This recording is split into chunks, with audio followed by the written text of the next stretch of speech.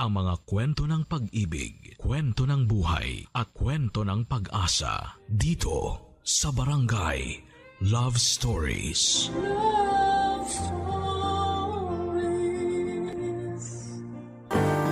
May mga bagay sa sarili natin na hindi natin kayang tanggapin at aminin.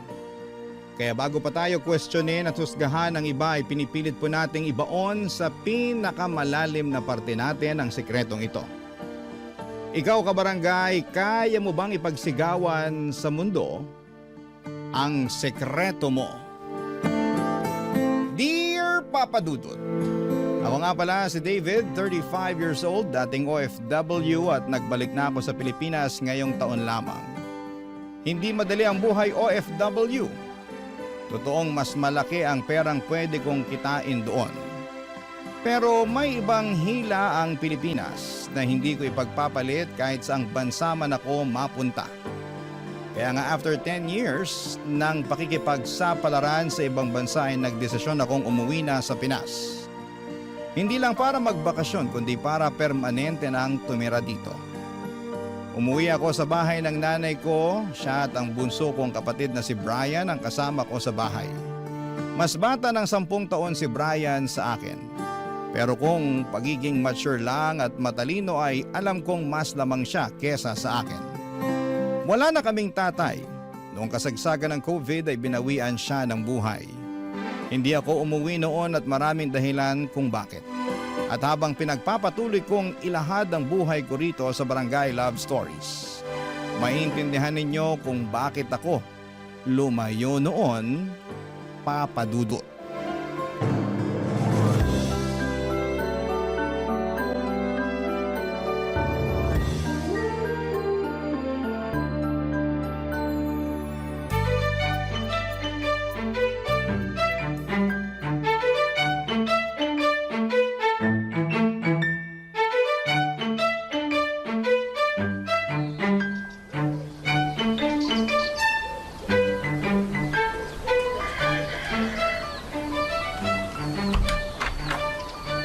Tagal kang hinintay ng kwarto mo na makabalik, David! Welcome back, anak! Salamat, Nay. Parang walang pinagbago ang kwarto ko ah. Oh, naka-display pa rin sa dingding ang picture ko nung high school graduation ko. Pansinin mo rin ang bedsheet mo. Iyan ang paborito mong bedsheet, hindi ba? Ito nga yun. Ito yung pinagtagpi-tagpi ni Lola Inday ng mga retasong tela para makagawa ng bedsheet. Di ba yan yung project mo sa, home economics class ba yun? Nako, Nay. Ako ang pinakamataas na grade noon sa home economics. Dahil dito sa bedsheet na tinahin ni Lola Inday. Samantalang ang ambag ko lang naman noon abutan siya ng gunting at karayom. Hindi ko ipinagamit kahit kanino ang bedsheet na to. Nainggit nga si Brian nung nakita niya tong bedsheet. Bakit daw hindi siya ipinagtahi ni Lola Inday ng ganito? Ang bilis na talaga magselos no ni Brian, no? Sinubukan naman siyang tahian ng Lola Inday niyo noon. Kaya lang... Kaya lang, hindi natapos ni Lola Inday na tahiin kasi namatay na siya agad.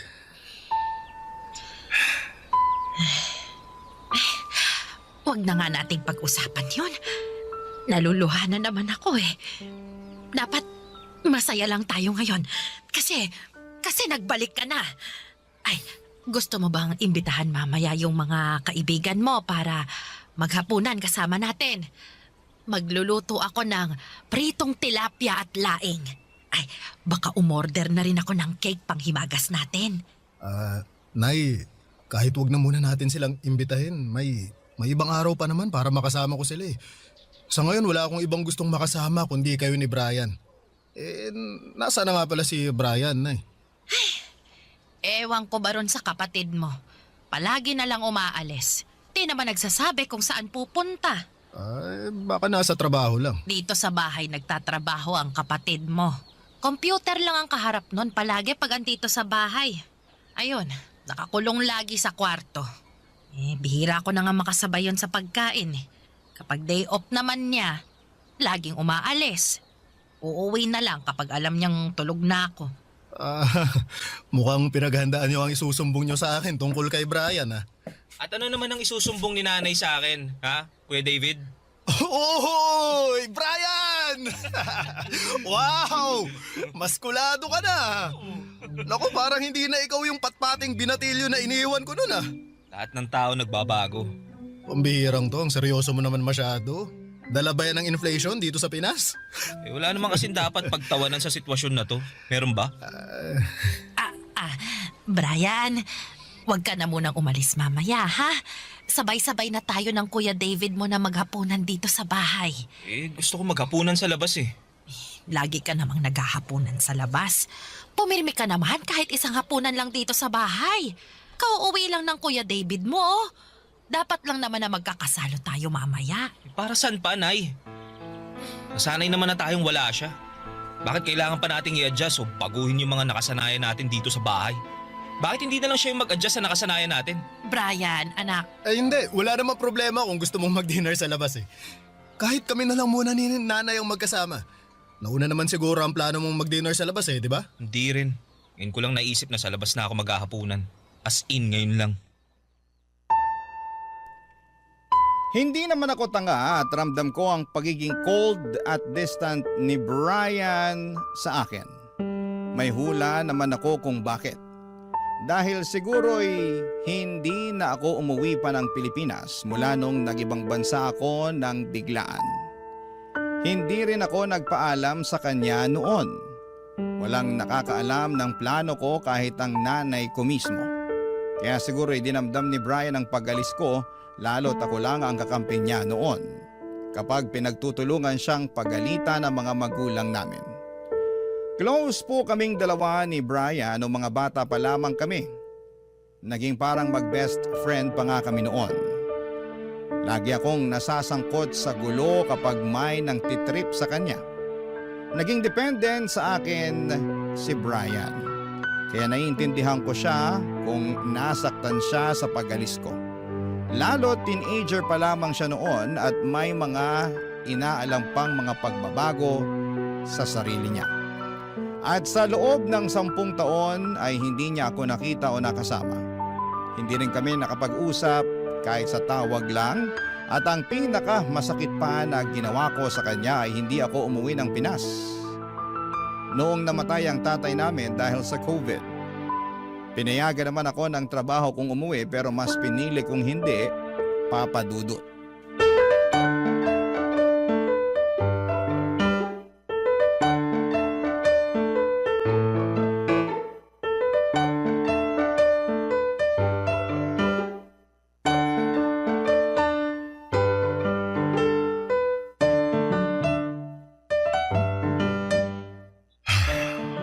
Nasaan na ba yung si Brian? laki. Ayun lang pala. Brian, pwede ba kitang makausap? Anong kailangan mo? Busy ako. Wala naman. Naisip ko lang makipagkwentuhan sa'yo. Para kasing ilang araw mo na akong iniiwasan eh. Lahat ng tao iniiwasan ko. Talaga ba? Dati naman gustong-gusto mong napapaligiran ng mga tao. Hanggang ngayon ba iniisip mo pa rin na bata ako? Nakatulad pa rin ako ng dati? Tagal mong nawala, kuya. Hindi imposible ang pagbabago sa akin.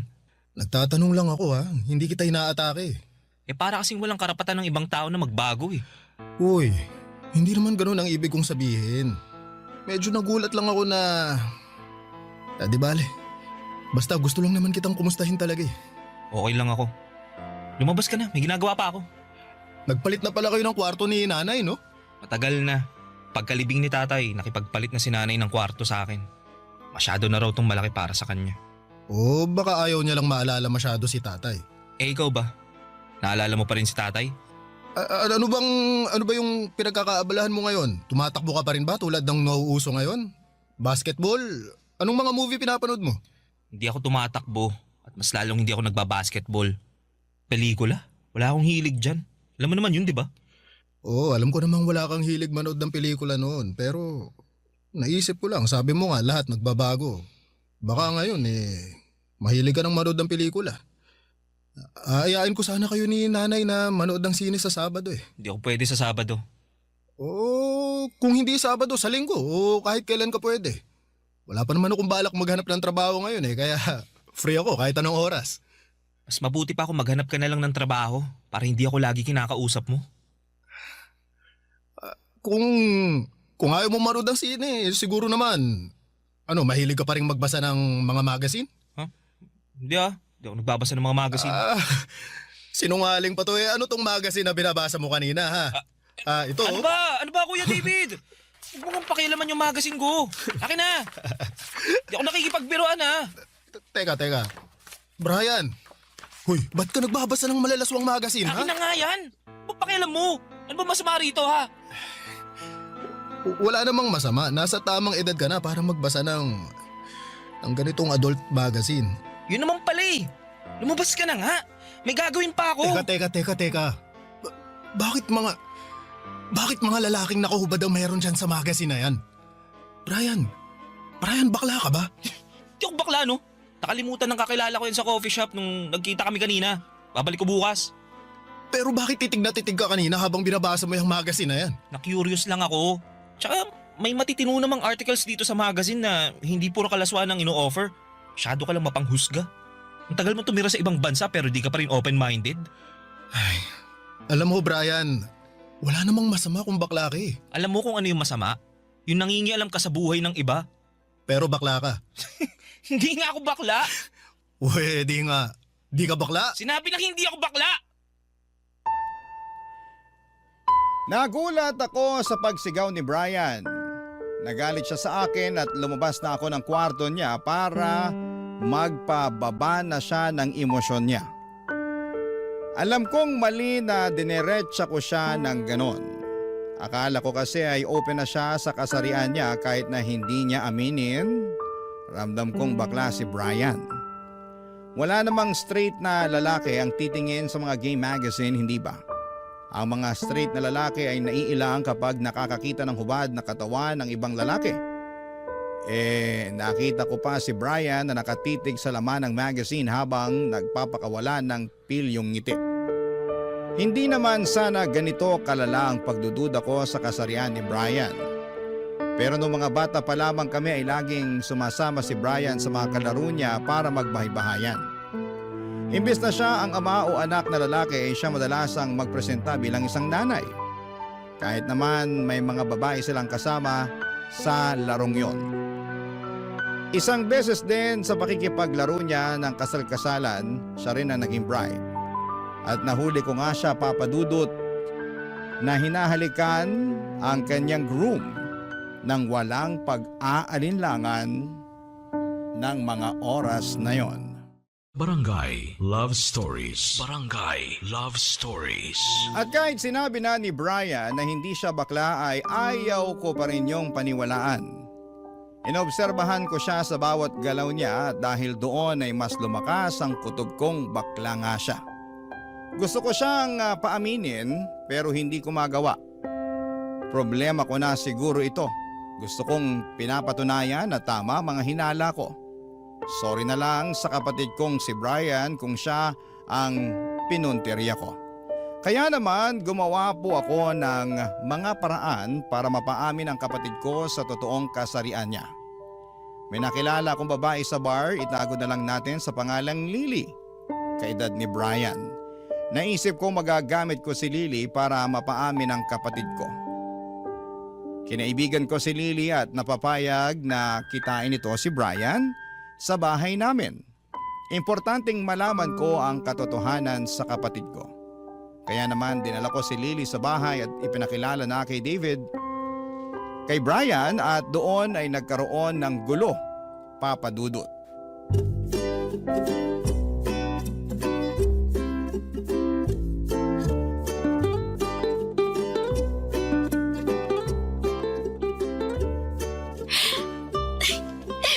Sigurado ka, magugustuhan ko kapatid mo ha? Ay, oo.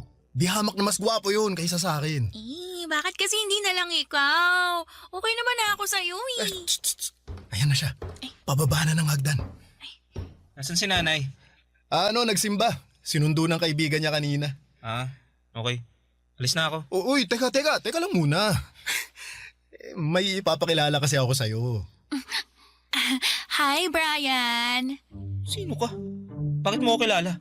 Uy, ako si Lily. Friend ako ng kuya mo. Nakilala ko siya sa Bible study. Oo, tama yun. Inaaral namin yung Biblia sa tamang paraan. Ang galing nga nitong si Lily kasi kilala niya lahat ng main character sa Bible. Ay, oo, pati supporting characters. Oo. Okay, sige. May Bible dun sa sala. Baka gusto nyo ulit aralin. Kailangan ko na kasing umalis eh. Oy, Brian. Kasi ikaw talaga tong pinunta ni Lily rito eh. Gusto ka niyang makilala. Ako? Bakit ako? Kasi sa mga kwento pa lang ni David sa'yo, naintriga na ako. Parang, alam mo yun, parang may something sa'yo na gusto kong malaman. Pakidiretso na nga kung ano bang kailangan mo. Di ako manghuhula, tsaka nagmamadali ako. Sungit naman ito. Alam mo, bet na bet ko pa naman yung mga lalaking suplado. Nakakagigil.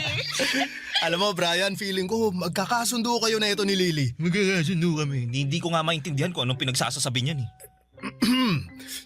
Dahan-dahan naman sa pananalita, Brian. Babae pa rin si Lily. Respetuhin mo naman. Ay, nako, kahit hindi mo na ako respetuhin, bastusin mo na lang ako. Mas ready ako dyan. Ganyan ka ba talagang klase ng babae? Hirap mo palang biruin at harutin. Kasi wala akong oras para dyan.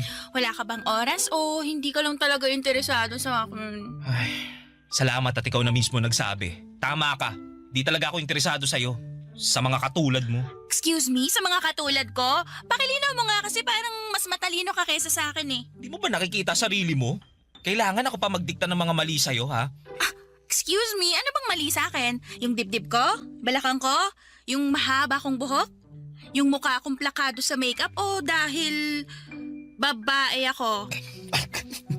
Ano ibig mo sabihin? Lahat ng lalaking nakakita sa akin halos maglaway na at magmakaawa para lang pansinin ko sila. Pero ikaw, kahit siguro ako na lang natitirang babae sa mundo, hindi mo pa rin ako magugustuhan eh. Hindi kasi kita type. Yun lang yun. Or baka naman kasi bakla ka. Yun lang naman ang nakikita kong dahilan kung bakit hindi mo ako magugustuhan. O ano, tama ako, diba? Bakla ka nga. Bakla ka. Aray! Brian! Bakit mo pinitik yung bibig ko, ha? Dahil bastos yung bunganga mo. Sinabihan lang kitang bakla, bastos na agad. Dahil malaking insulto sa akin na tinawag mo akong bakla. Dahil hindi nga ako bakla. Bakit wala namang masama sa pagiging bakla, ah? Maliban na lang kung hindi mo tanggap na bakla ka. Alam nyo, nagsasayang lang ako ng oras sa inyo eh. Diyan na nga kayo, mga abnoy. Hoy, Brian! Hayaan mo na nga yung kapatid mo. Lily, pasensya na ha. Nasaktan ka pa tuloy. Wala to, maliit na bagay. Pero alam mo, mukhang tama nga ang hinala mo. Miyembro ng ikatlong kasarian yung Brian na yan.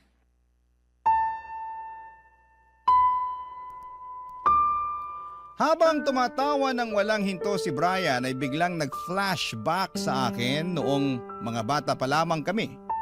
Bungis-ngis talaga si Brian at nakakaaliw ang inosente niyang tawa. Sa tuwing naririnig ko noon ang tawa niya ay alam kong totoong masaya siya. Kaiba sa ngayon, napilit at nakakatakot. Malalim at parang may ibang kahulugan. Noong mga bata pa lamang kami, Papa Dudut, wala akong ibang gustong makita at marinig kundi ang tawa ni Brian. At madalas kong naririnig yon sa tuwing kasama niya ang best friend niyang si Ralph. Natatandaan ko pa sila madalas ang magkasamang dalawa. Kahit wala silang ibang kalaro, basta kasama nila ang isa't isa ay masaya na sila. Palaging inaabutan ni Ralph ng bulaklak si Brian. Galing yon sa mga pananim ng kanyang nanay. At natatandaan ko pa na laging inuuwi ni Brian ang mga bulaklak na yon at nilalagay sa kanyang tabi bago siya matulog. Kapag lanto na ay saka naman niya isinisiksik sa mga paborito niyang libro ang mga bulaklak na yon. Noong umalis si Ralph sa lugar namin ay hindi ko na muling narinig ang inosente at masayang tawa ni Brian. At palagi ko siyang nahuhuli na inaamoy-amoy ang mga natuyong bulaklak na inipit niya sa kanyang mga paboritong libro, Papa Dudut.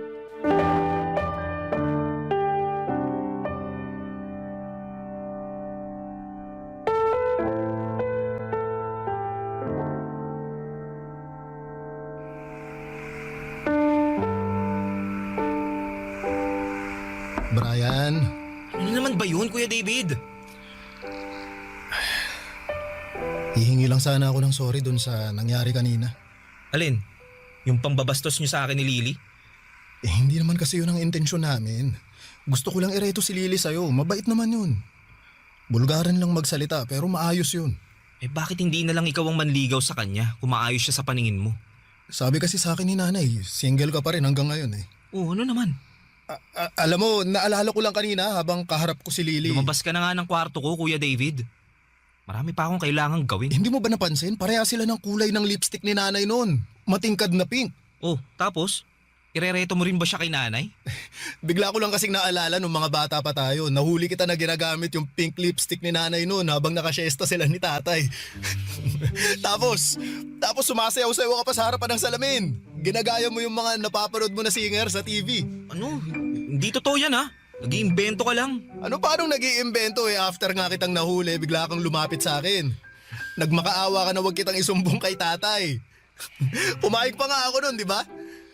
Ay, basta ikaw lagi yung maghuhugas ng plato sa loob ng 1 buwan. Nako, ang bilis mo ako napapayag nun. Wala akong matandaan na sa mga pinagsasasabi mo.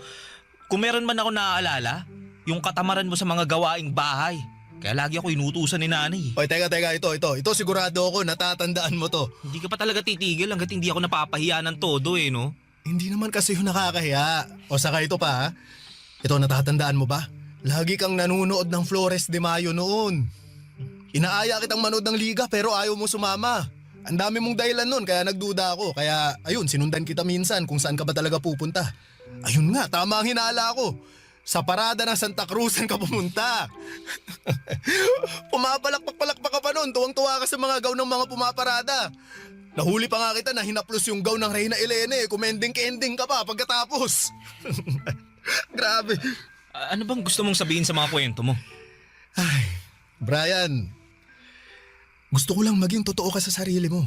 At sino ka para sabihin sa akin na hindi ako nagpapakatotoo? Brian, kapatid mo ako, kuya mo ako. Concerned lang ako sa'yo. Kaya gusto kong umamin ka na sa totoong kasarian mo. Para hindi na rin mabigat sa'yo yung pagtatago mo. Concern? Huli ka na para maging concern, Kuya David. Kasi kung totoong concern ka, sana noon mo pa pinaramdam. Anong ibig mong sabihin? Ngayon naman tanga-tangahan ka. Hindi ako nagtatanga-tangahan, hindi lang kita maintindihan. Hindi mo ba naintindihan na kailangan kita? Nung bigla kang umalis na walang paalam sa akin, naisip mo bang intindihin yung mararamdaman ko? Brian, dati pa yun. Dati pa nga. Alam kong tapos na. Pero sa alaala ko, hindi natatapos yung galit ko sa'yo. Sa tuwing naaalala ko kung paano ko sinalo lahat ng galit ni tatay na mag-isa. Wala ka naman dun para tulungan ako eh. Mag-isa kong hinarap lahat ng pananakit ni tatay. Kahit si nanay hindi ako matulungan. Ikaw lang dapat ang makakatulong nun sa akin pero nasan ka? Pinili mong tumakas. Maramot ka. Makasarili ka. Kaya wag mo sasabihin sa akin ngayon na concerned ka at naiintindihan mo ko kasi hindi ko yun naramdaman nung tinalikuran mo ko. Hindi ako nakapagsalita sa sinabi ni Brian, Papa Dudut. Nanghina na rin ako at hindi na nakalaban ang marahas niya akong itinulak palabas ng kwarto at saka yon sinarado. Nahiya ako sa inasal ko kay Brian. Nasaktan din ako dahil nalaman ko na ang totoong nararamdaman niya. Galit siya sa akin dahil akala niya ay iniwan ko siya. Pero sa totoo lang ay umalis ako noon hindi para iwanan siya, kundi iligtas ang sarili ko sa malupit naming tatay. Ako palagi ang sinasaktan ni tatay noon. Bata pa lamang ako ay hindi na niya ako tinitigilan ng galit at pananakit niya. Wala rin namang nagawa si nanay para protektahan ako sa malupit na kamay ni tatay hanggang sa nagbinata na ako at nakaipon. Nakahanap ng pwedeng paraan para matakasan si tatay. Walang pasabi sa kahit na sino at inayos ko lahat ng kailangan ko para makapunta ng ibang bansa. Yon siguro ang pinakamasaya at pinakamaluwag sa loob na nangyari sa akin. Nang makasakay na ako ng eroplano palayo sa lugar na puro na lamang puot ang sinapit ko. Mula noon ay hindi na ako bumalik pa. Maski na nung namatay si tatay, ayoko pa rin siyang makita noon. Pero hindi ko inakala, Papa Dudut, na sa kalayaan ko Ang kapatid ko namang si Brian ang nakulong. Barangay Love Stories. Barangay Love Stories. Hindi ko na nga pinaamin pa si Brian sa kanyang kasarian. Kahit alam kong may tinatago siya pero mas priority ko noon na maging maayos kaming magkapatid. Gusto kong maibalik ang dati naming relasyon pero panay pa rin ang iwas ni Brian sa akin, Papa Dudut. Kahit na hindi ko naman na inuusisa ang kanyang kasarian. Siguro'y talagang malalim ang sugat na iniwan ko sa kanya. Hindi ko na siya masyadong nilapitan dahil baka lalo lamang siyang magalit sa akin. Baka imbes na magkaayos kami ay mas lalo lamang niya akong layuan. Pero may nangyari. Parang gumagawa ng paraan ang tadhana para matulungan ko si Brian sa pag-amin ng katotohanan. Habang naglalakad ako para makahanap ng sasakyan, nakita ko si Brian na may ka-holding hands na lalaki. Agad akong nagtago para mas makumpirma kung kapatid ko nga ang nakikita ko. Tama nga ako. Nakita ko yon nang halikan ni Brian ang kasama niyang lalaki at saka sila pumasok sa isang motel. Pinicturean ko ang bawat galaw nila para may ebidensya ako kung sakaling mag-deny si Brian, Papa Dudut.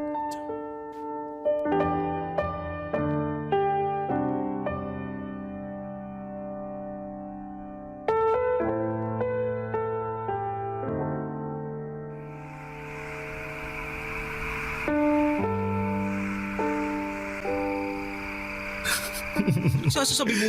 Nakita kita kanina. May ko-holding hands ka. Uy, di totoo yan ha. Ay, akala ko rin, hindi totoo eh. Baka mali lang ang kita ko. Pero, nung humarap ka ng konti sa direksyon ko para halikan yung lalaking kasama mo, yun! Doon ko napatunayan na hindi ako dinadaya ng mga mata ko. Wala akong oras para dyan sa mga kasinungalingan mo, kuya. Hindi nagsisinungaling ang camera ng cellphone. Gusto mong makita yung pictures nyo ng kasama mong lalaki? Ang sweet nyo nga eh. Ano to, mansary date ba to? Anniversary?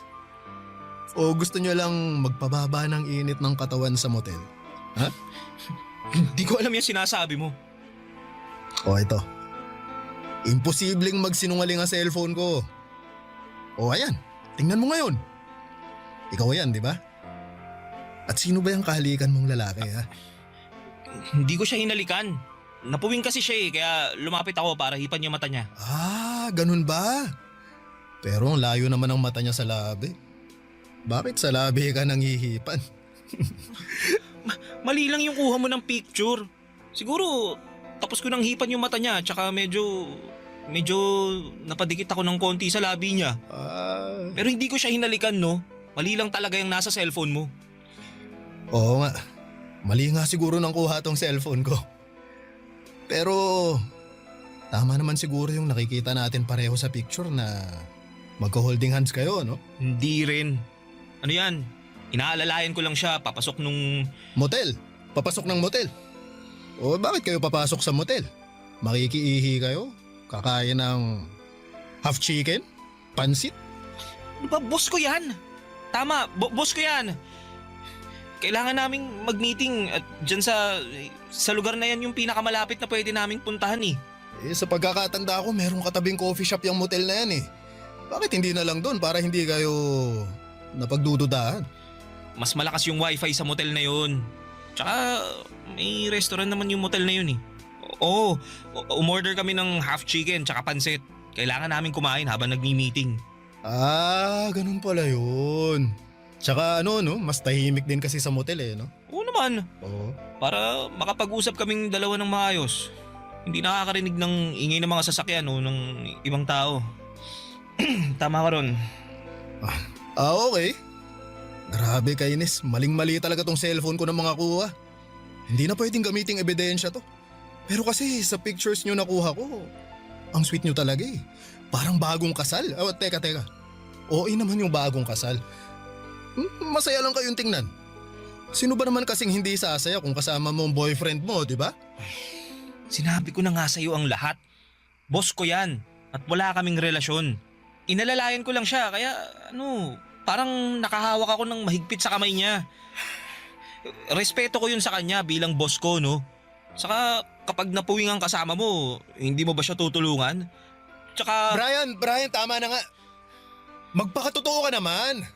Ginagawa mo na akong tanga eh. Kahit sinong inosente kapag pinakita tong pictures nyo, mag-iisip ng iba eh. madumi ka lang talaga mag-isip. Madumi akong mag-isip o ayaw mo lang tanggapin na totoo ang iniisip ko tungkol sa'yo?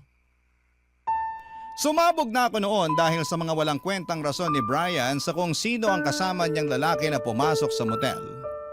Hindi ko talaga siya mapiga, Papa Dudut. Hindi ko pa rin mapaamin. At ang nakakainis dito ay parang hindi pa siya apektado at hindi man lang makaramdam. Ginagawa niya akong tanga. Pero higit sa lahat ay mas ginagawa niyang tanga ang sarili niya. Alam ko namang hindi lang ako ang nakakahalata sa pagiging kloseta niya. At ako na rin mismo ang naaawa dahil sa pagtatago niya. Pero ano bang magagawa ko kung ayaw pa rin niyang tanggapin ang katotohanan sa sarili niya?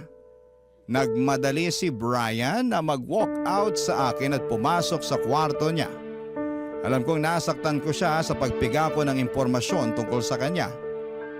Nakonsensya ako, mali nga siguro ang parang ko ng pagpapaamin sa kanya. Kasi totoo naman din na sa tuwing pinipilit natin ang isang tao ay mas lalo itong nagtatago at lumalayo. Kaya naman nakaisip ako ng ibang paraan para mas lumapit siya. At sa pagkakataong yon ay umami na, Papa Dudut.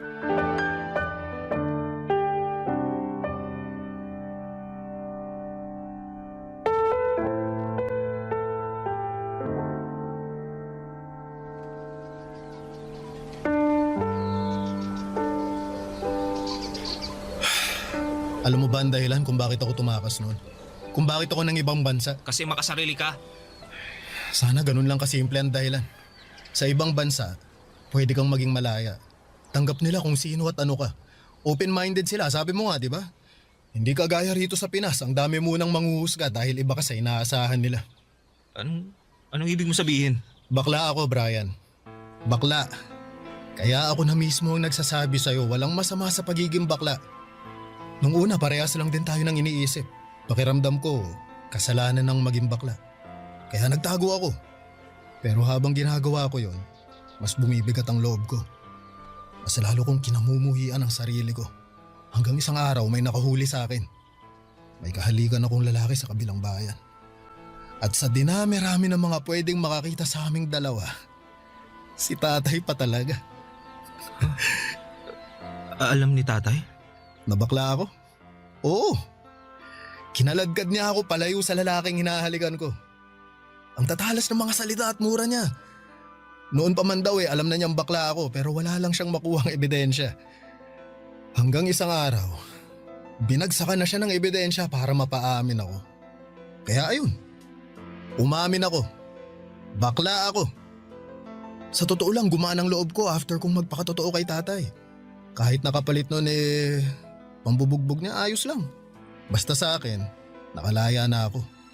Nakalaya ka naman pala eh. Umamin ka na pala noon. Pero bakit kailangan mo pa rin umalis?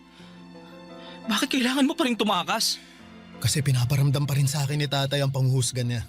Kahit malaya na ako sa totoong kasarian ko, pakiramdam ko, nakakulong pa rin ako sa galit ni tatay. Kaya umalis ako. Pasensya na kung tumakas ako ha. Kasi yun lang naman ang alam kong paraan para makawala na kay tatay. At tama ba yung ginawa mong pagtakas? Yung pag-iwan mo sa amin? Siguro mali para sa inyo. Pero para sa akin yun ang pinakatamang ginawa ko. Kasi sa pagtakas ko rito sa Pinas, nakahanap ako ng kalayaan sa ibang bansa. Doon ko rin nahanap yung mga taong tumanggap sa akin. Malayong malayo sa mga taong nakakasama ko nun dito sa atin. Kaya masisisi mo ba ako kung hindi na ako bumalik? Bakit hindi mo sinabi sa akin noon? Kasi natakot ako na baka hindi mo ako maintindihan. Natatakot pa ako sa totoong kasarian ko nun. Baka katulad ka rin ni tatay na huhusgahan kung sino ang totoong ako. Si nanay, alam niya ba? Oo, hindi lang namin pinag-uusapan. Hindi siya makapaniwala na bakla ako pero wala naman na siyang magagawa kung ito na yung landas na pinili ko eh. Kuya, masaya ka ba talaga? Hindi naman ako laging masaya. Hindi naman kasi lahat ng tao tanggap ako kahit moderno na ang mundo. Nakakaramdam pa rin ng diskriminasyon. Parte na siguro yun ang pagpapakatotoo ko, pero ang mahalaga, malaya ako. At alam mo, gusto kong maging malaya ka rin tulad ko. Hindi ako bakla. Okay, naiintindihan ko. Basta tatandaan mo kahit sino at ano ka pa. Kapatid kita at mahal kita. Ha? Ano Brian? Gusto mo bang magkape? Tara, samahan mo ako. Meron akong alam Bakla na... ako.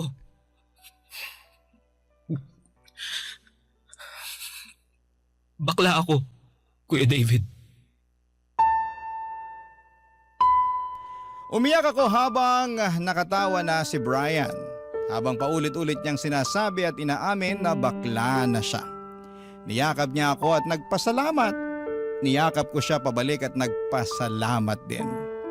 Nagpapasalamat ako na sa wakas ay gumaan na ang kalooban ng kapatid ko. Alam kong hindi ganun kadaling tanggapin ang kasarian niya pero natutuwa akong humakbang siya paabante para lamang gumawa na ng paraan para magkatotoo or magpakatotoo na sa sarili niya. Inamin niya sa akin ang lahat-lahat. Kahit siya pala mismo ay nahuli ni tatay noong nabubuhay pa lamang ito. Kaya siya ang sinasaktan kapalit ko. Alam din ni nanay ang tungkol sa pagiging bakla ni Brian. Pero tulad ng sa akin ay ayaw din ni nanay na napag-uusapan pa yon. Pero hindi naman siya gumagawa ng paraan para itago namin ang kasarian namin. Sa ngayon ay malaya nang nakapagladlad si Brian. Dinala na rin niya sa bahay ang boyfriend niya.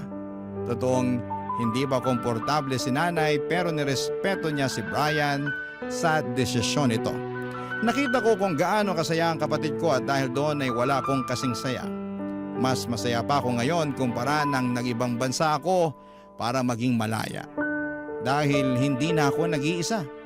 May kasama na akong maging malaya sa pagpili sa kung sino at ano ako. Nadagdagan na ang taong nakakaunawa sa akin at hiling na lang namin na sana'y balang araw kapag handa na si nanay ay magawa na niya kaming tignan sa mga mata at sabihing masaya na siya. Nang buo sa pag-amin namin sa totoo. Maraming salamat po sa pagbasa ng aking liham. Ang inyong kapuso at kabarangay forever, David. Ano ang masasabi mo sa ating Barangay Love Stories today? Aabangan namin yan sa aming comment section. Ang mga kwento ng pag-ibig, kwento ng buhay, at kwento ng pag-asa dito sa Barangay Love Stories. Love Stories.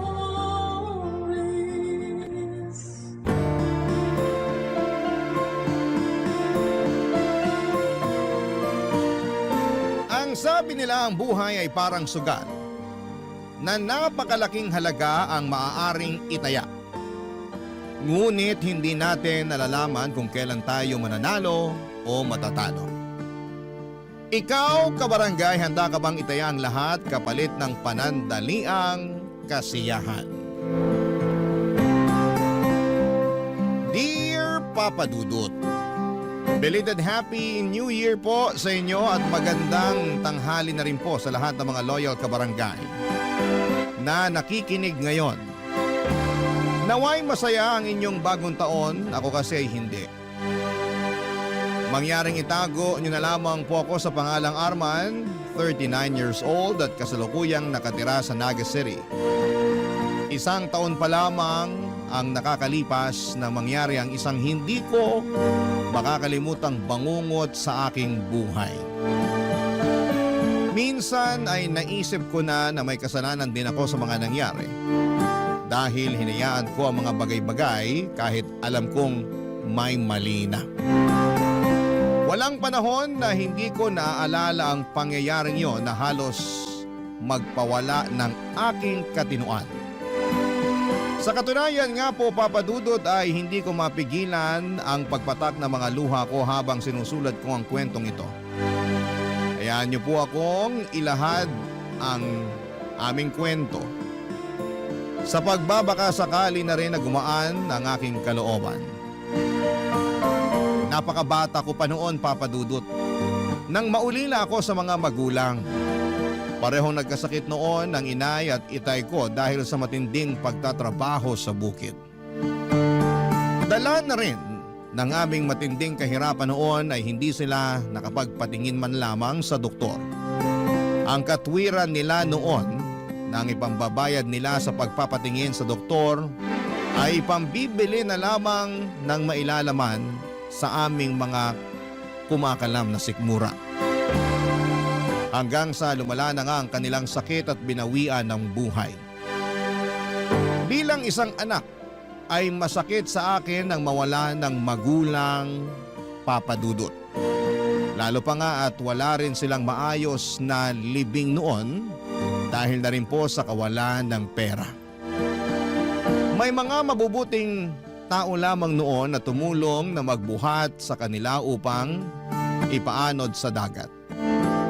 Yun po kasi ang pamamaraan ng mga kagaya naming isang kahig isang tuka ng panahong yon. Ngunit sa murang edad ko noon ay nakapagtatakang hindi ako napanghinaan ng loob. Kahit na alam ko mag-isa lamang ako sa buhay.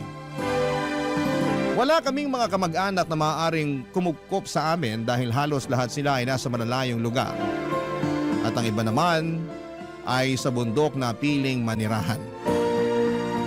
At dahil nga po sa maagang pagkakaulila, Papa Dudut, ay napaisip ako kung paano ako mabubuhay ng mag-isa. Gayong napakabata ko pa. Sa edad na 10 ay natuto akong magtanim ng palay at mais. At kung anihan naman ay kasama rin po ako sa mga nagagapas o nag-aani ng tanim. Tiniis ko, Papa Dudut, ang matinding init ng araw, sakit ng katawan at bigat na mga sakong na naglalaman ng mga inani kong palay o mais para sa kakarampot na pera, pambili ng pagkain. Papa Dudut, napakahirap magtrabaho sa napakaliit kong pangangatawan pero kinaya ko dahil gusto kong makaraos. Hindi lamang sa gutom kundi pati na rin sa buhay. Naisip kong hindi ako pwedeng mamatay nang walang ginagawa. Hanggang sa ako ay nagbinata, pagbubukid ang aking naging trabaho dahil hindi rin naman ako nakapag-aral. Pero hindi naman laging may tanim na ani. Kaya naman sumubok akong maghanap ng ibang trabaho, Papa Dudut. Inirekomenda nga ako ng isang kasamahan ko sa pagsasaka sa kakilala niyang may-ari ng isang komprada ng kopra. Sa mga hindi po nakakaalam, ito po yung niyog na niluluto at ibinibenta sa may-ari ng komprada na dinadala naman sa mga pabrika na gumagawa ng shampoo at ng kung ano-ano pang mga produkto na nangangailangan ng lutong niyog. Pero napakahabang proseso po ng pagkokopras. At pinakamabigat din na trabaho ito. Yung komprada po na yon ay bumibili rin ng mga uling at gumagawa rin ng uling mula sa mga baon ng niyog na doon nasa kanila galing. At yun nga po ang trabahong napasukan ko, Papa Dudut. May mga balon sila na pagmamay-ari sa bundok na siyang pinanggagatungan ng mga baon ng niyog upang gawing uling. Ngunit hindi rin madali ang paggawa ng uling dahil bukod sa pag-akyat, panaog sa bundok ay matinding usok at init ang aming kailangang tiisin. Doon ko na nga rin nakilala si Sally, ang babaeng nagpatibok noon ng aking puso. Papa Dudut, si Sally ay tagasuri ng mga uling na hinahango namin o ibinebenta roon. Siya ang nakatokang suriin ang mga uling kung basa pa ang mga ito o kung may mga baon ng niyog na hindi pa masyadong nauuling. Nahulog ang loob ko noon sa kanya dahil halos palagi kaming nakakapagkwentuhan noon at madalas niya pa akong ilibre ng merienda, Papa Dudut. Ngunit matanda ako sa kanya ng 3 taon. 20 years old ako at siya naman ay 17. Kaya kahit walang kasiguraduhan kung sasagutin niya ako o hindi, ay niligawan ko siya sa lahat ng paraan na alam ko at agad naman niya akong sinagot. Ilang buwan pa lamang kami noong magkasintahan nang makiusap siya sa akin na kung pwede ay magsama na kami, Papa Dudut. Nagulat pa ako noon dahil bata pa siya para makipag-live-in o makipag-asawa. Pero mapilit siya kaya naman ginusto kong magpaalam muna sa mga magulang niya. Kaya lamang ay ayaw niya dahil matagal na raw siyang wala sa poder ng mga ito. Matagal na raw siyang pinabayaan ng kanyang mga magulang. Dahil nga sa bulag ako sa pag-ibig niya noon ay sumunod ako sa gusto niya kahit pa nga alam ko ang tungkol sa kanyang bisyo. Ang pagsusugal, Papa Dudut. Pero kahit na ganoon ay hindi nagbago ang pagtingin ko sa kanya. Bagamat wala kaming formal na kasal ay itinuring ko na siyang asawa ko. Hanggang sa paglipas ng aming pagsasama ay nabiyayaan kami ng 2 anak. Pero hindi naging madali ang aming pagsasama dahil matapos niyang maipanganak ang aming bunso, ay halos araw-araw na siyang nagsusugal na hindi ko na maawat at sa tuwing pagsasabihan ko naman siya ay nauuwi lamang kami sa pagtatalo.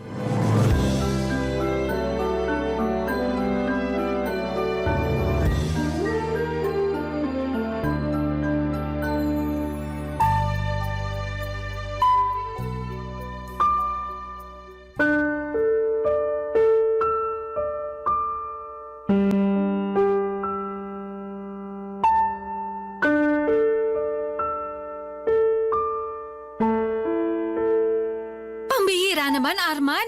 Pinapahiya mo ako sa mga kumari ko eh. Ano bang problema mo? Doon ka pa talaga nag-iskandalo. Hindi ako nag-iiskandalo. Tinawag nga kita ng maayos, di ba? Ano skandalong sinasabi mo? Eh ano ba kasing problema mo? Ang ayos-ayos ng upo ko dun eh. Sali naman. Hanggang kailan ka ba magiging ganito? Anong ganito ako? Bakit? Ano ba ako? Araw-araw ka na lang nasa sugalan. Ikaw na rin nagsabi na lagi ka natatalo dyan. Ba't di mo patigilan yan? Bakit ba? Sa dito ako masaya eh. Ano magagawa ko? Anong gusto mong gawin ko? Iburo ko yung sarili ko sa loob ng bahay, ganun ba? Tutunga nga ako maghapon? Hindi naman sa ganun. Ang akin lang, bawas-bawasan mo naman ang pagsusugal. Saka hindi lang naman yan ang pwede mong pagkaabalahan eh. Ang dami-dami naman pwedeng pagkaabalahan kung naiinip ka sa bahay. At anong paglilibangan ko? Pagluluto, paglalaba, paglilinis ng bahay? Hindi naman yun eh. Ang ibig ko sabihin, bakit di mo pagtuunan ng pansin ang bunso nating anak? 2 taon pa lang si Princess, pero salat na siya sa pag-aaruga at pagmamahal mo. Hindi pa ba sapat ang anak natin para malibang ka? Si Joseph, kahit malaki na yan, kailangan pa rin niya ng pag-aaruga ng isang magulang. Anong gusto mong palabasin?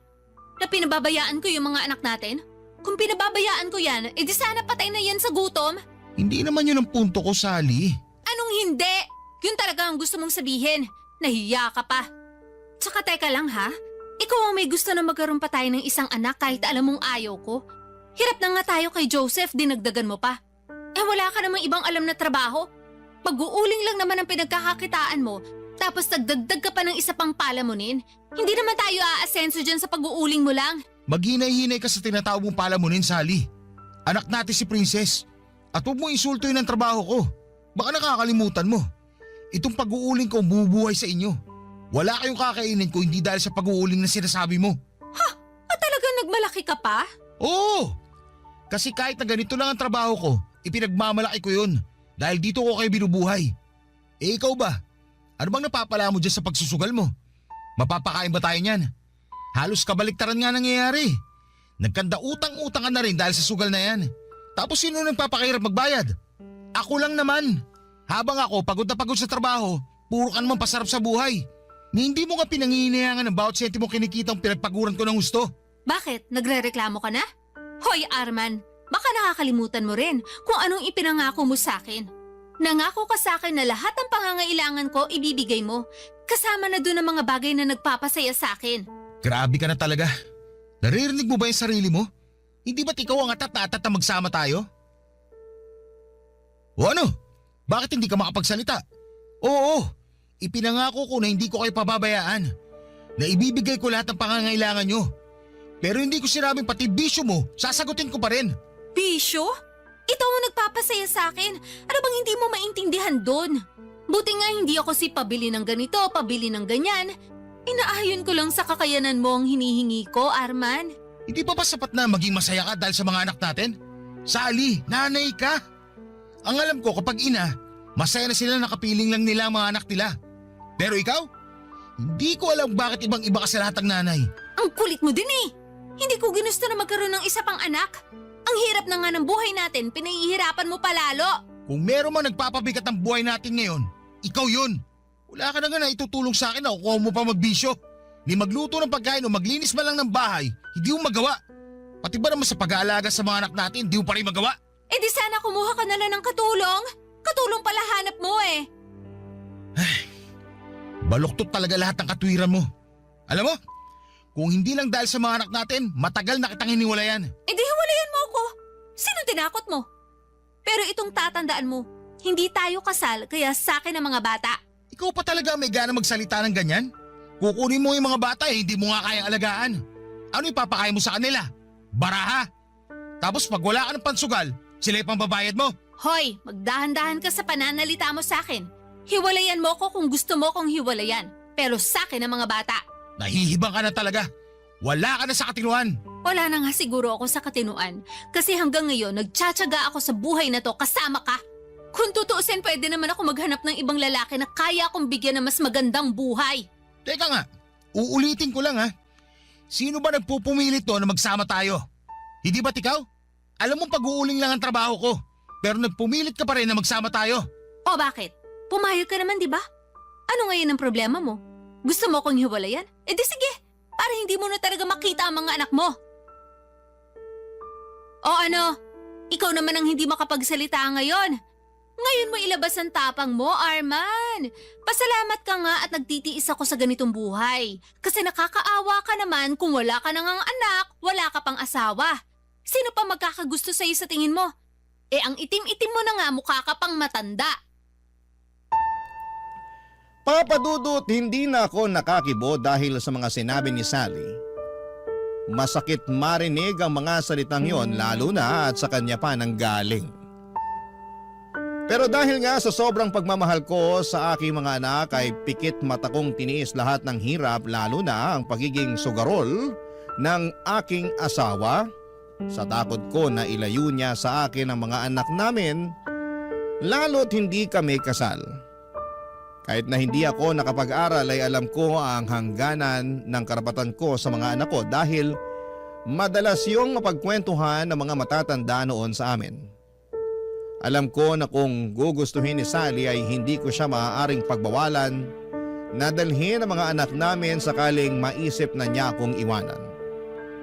Naisip ko noon na pera lang naman yon at kayang-kaya kong kitain pero ang mga anak ko ay walang katumbas na halaga.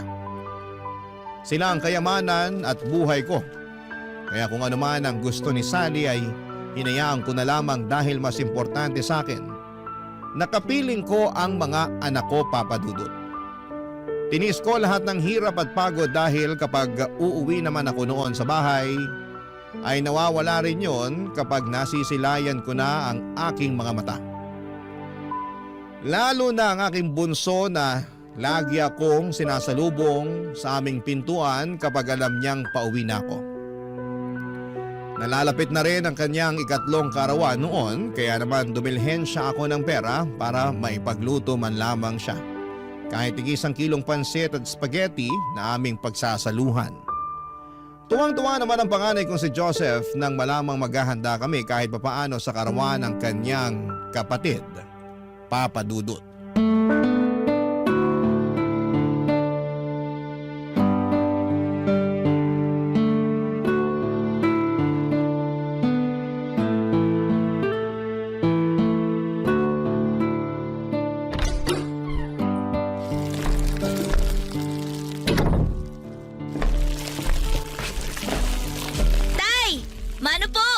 Kawa ka ng Diyos, anak.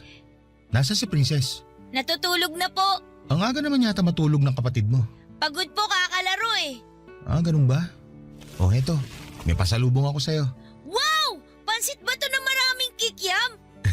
Tuwang-tuwa ka na kagad. Pansit bato lang naman yan. Para namang hindi nyo alam na paborito ko to.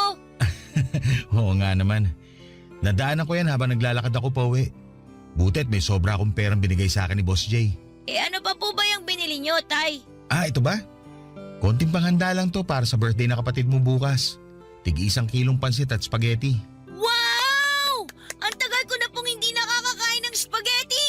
Sino naman po ang magluluto? Di ang nanay mo. Paano naman po magluluto si nanay? Lagi naman po yung nasa sugalan. Bukas pa naman. Pakikiusapan ko munang nanay mo na ipagluto bukas ng handa si Princess. Para makapag-celebrate tayo kahit papano. Ang tanong po, kung papayag si nanay, mas gusto pa po nun umupo maghapon sa sugalan eh. O hindi naman siya papayag, ako magluluto. We, di naman kayo marunong magluto eh. Anong hindi? Alam mo anak, bata pa lang ako natuto na ako sa lahat ng gawain. Kasi wala namang mag-iintindi sa akin. Parehong wala ng lolo't lola mo. Ganyang edad mo nga, nagtatrabaho na ako. Kaya sisiw lang sa akin yung pagluluto na yan. Di pwede na po pala akong magtrabaho. Ano? Aba, hindi pwede anak. Kasi kailangan mo munang unahin ang pag-aaral mo. Kapag nakapagtapos ka na ng pag-aaral, pwede ka na magtrabaho. Magandang trabaho pa makukuha mo. Pero sa ngayon, kailangan mo munang pagbutihin ng pag-aaral. Para maging maganda ang kinabukasan mo at para hindi ka matulad sa akin. Tingnan mo, pag-uuling lang ang trabaho ko. Napakahirap na trabaho pero napakaliit ang sahod. Ano naman po kung pag-uuling lang po ang trabaho nyo? Marangal naman po yun, Tay. Marangal, oo. Pero hindi sumasapat sa atin. Kaya magsumikap ka anak. Ayokong matulad ang kapalaran mo sa akin. Tay, bata pa po ako, pero alam ko na po ang sakripisyo nyo para sa pamilya natin. Nagpapasalamat nga po ako na ikaw po naging tatay ko eh. Kaya huwag niyo po sana mamalitin ang sarili niyo dahil lang po sa ganyan ng trabaho niyo. Salamat anak. Napakabata mo pa nga pero para ka nang matanda kung mag-isip. Kayong dalawa ng kapatid mo na lang talaga ang pinagkukunan ko ng lakas. Kahit gaano kahirap, kakayanin ko basta para sa inyo. Tama po. Kaya huwag na po kayo malungkot, Tay.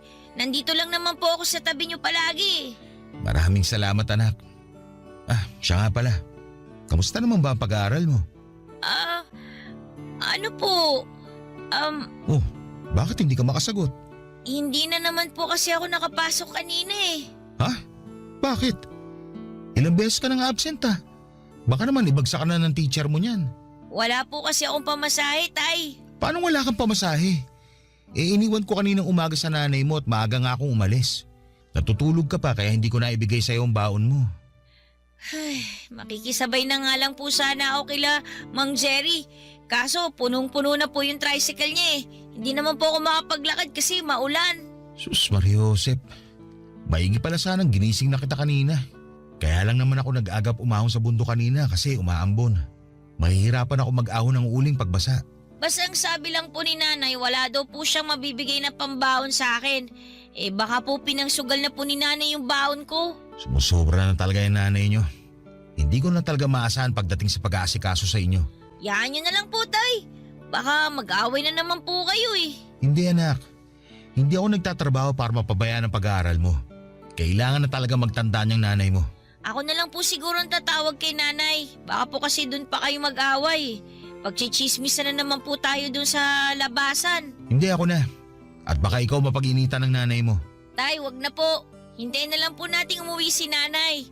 Nagsaing na naman po ako tsaka nagprito na po ako ng tuyo. Ulamin na lang po natin tong pansit bato na dala nyo. Hayaan mo na ako anak. Huwag ka mag-alala. Tatawagin ko lang ang nanay mo. Dito ko na lang siya kakausapin sa bahay. Papadudot pakiramdam ko nga ng mga oras na yon ay sasabog ako sa sobrang galit. Hindi ko na kasi alam kung ano pa ba ang kailangan kong sabihin kay Sally para naman matauhan siya sa mga pinaggagawa niya. Kahit sana hindi na lamang ako ang isipin niya ay ayos lang. Kahit anak na lang namin, na kung iisipin ay nakakaawa kung pati ba naman sila ay hindi rin makapagtatapos ng pag-aaral. Hindi ako nakapag-aral samantalang si Sally naman ay graduate lamang ng elementary. Ayaw ko na pati ang mga anak namin ay matulad sa amin. Kung kinakailangan nga na igapang ko ang kanilang pag-aaral ay gagawin ko, Papa Dudut. Pero, ang hindi ko maintindihan ay kung paanong naaatim ni Sally na hindi isipin ang kapakanan ng mga anak namin. At kung tutuusin nga, dapat ay mas malalim ang ugnayan niya sa mga anak namin dahil siya ang nagluwal sa mga ito at bilang isang ina ay siya dapat ang mas malalim ang koneksyon sa mga bata. Papa Dudut, hindi ko maintindihan kung bakit sa lahat ng ina na kilala ko ay siya ang tila walang pakialam sa magiging kinabukasan ng mga anak niya. Nagpapakahirap ako para sa mga anak ko at hindi naman para sa bisyon niya. Sa sobrang galit ko nga, Papa Dudut, ay agad ko siyang pinunta. Love Stories. Barangay Love Stories. Papa Dudut, nang makarating nga ako kung saan nagsusugal si Sally ay dali-dali ko siyang hinablot sa braso at kinaladkad paalis doon. Naalala ko pa nga kung paano niya ako pagmumurahin at paghahampasin noon dahil sa ginawa ko. Habang naglalakad kami pauwi ay nagbabangayan pa kami kaya sigurado akong alam ng mga kapitbahay namin na nag-aaway na naman kami. Pero wala na akong pakialam dahil buhay namin yon at hindi naman ako nakikialam sa may buhay ng may buhay. May mga nagsabi na nga sa akin na bakit ko pa raw kasi inaabutan ng pera si Sally gayong napakasugarol nito. Sa totoo lang, Papa Dudut, ay bigyan ko man siya o hindi ng pera ay nakagagawa siya ng paraan para makapagsugal. Nariyang nangungutang siya o kung anuman, kaya madalas ay ako ang sinisingil ng mga napag-utangan niya. Kapag hindi ko naman binayaran ay pareho kaming maipapatawag sa barangay. At nang makauwi nga kami ng bahay ay patuloy pa rin sa pagmumura si Sally. Naabutan ko rin ang panganay kong si Joseph na tila kakatapos lamang paliguan ng kapatid niyang gayong alam naman itong hindi ito pinapaliguan ng hapon dahil baka magkasakit. Habang si Sally naman ay nagdadabog na dumiretso sa aming kwarto, Papa Dudut.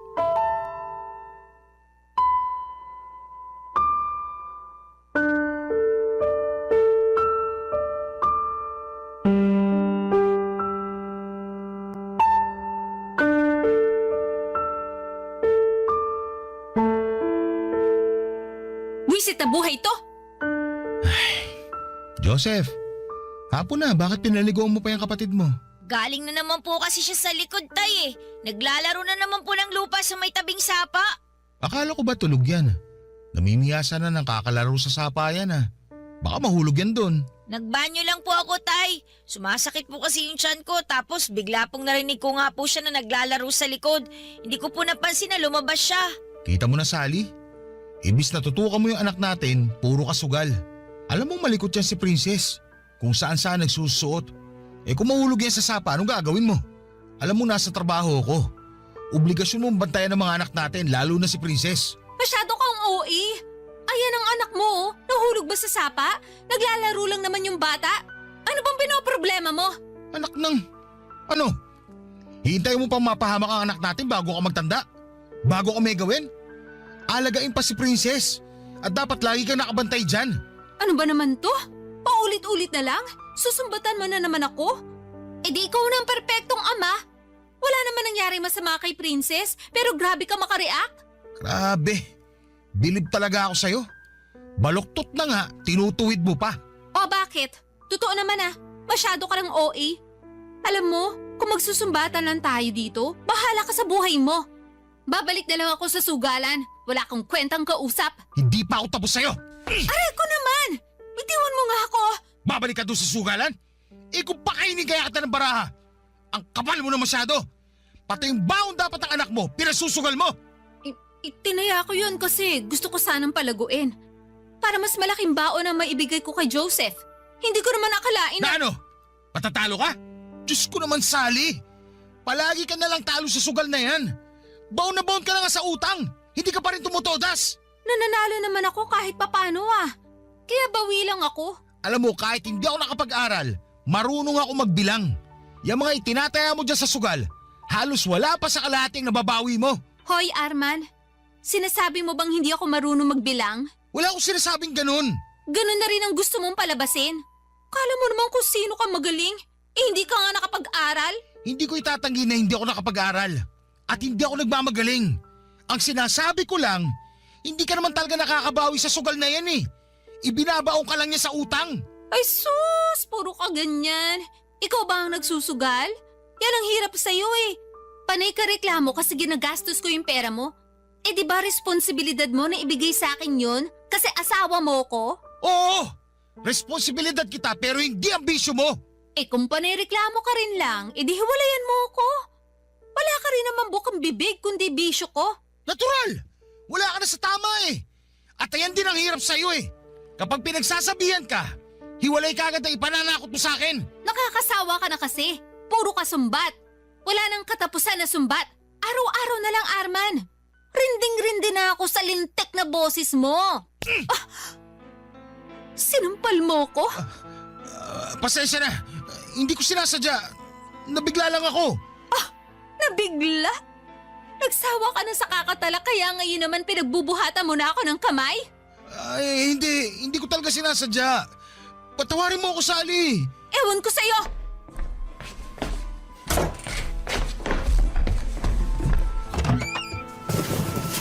Ano ginagawa mo? Bakit ka nag-iimpake? Ano pa ba sa tingin mo? Sally naman. Sawang-sawa na ako sa kakasermon mo sa akin. Kaya para matahimik ka na, aalis na kami dito. Teka lang, nabigla lang talaga ako. Pasensya na. Pakiusap, huwag kayong umalis. Pangako, hindi na mauulit. Hindi na kita pakikialaman sa gusto mo. Huwag mo lang ilayo sa akin ng mga bata. Talaga lang ha? Dami mo pang sinasabi, takot ka naman pala. Ito ang tatandaan mo, Arman. Umayos ka kung ayaw mong hindi mo na makita ang mga anak mo. Huwag mo na akong pakikialaman sa gusto kong gawin. Oo, hindi na. Dapat lang. Kasi simula pa lang, alam mo nang ganito ako. Pero imbis na lumayo ka sa akin, pinili mo pa rin makisama sa akin. Panindigan mo ngayon ang mga desisyon mo.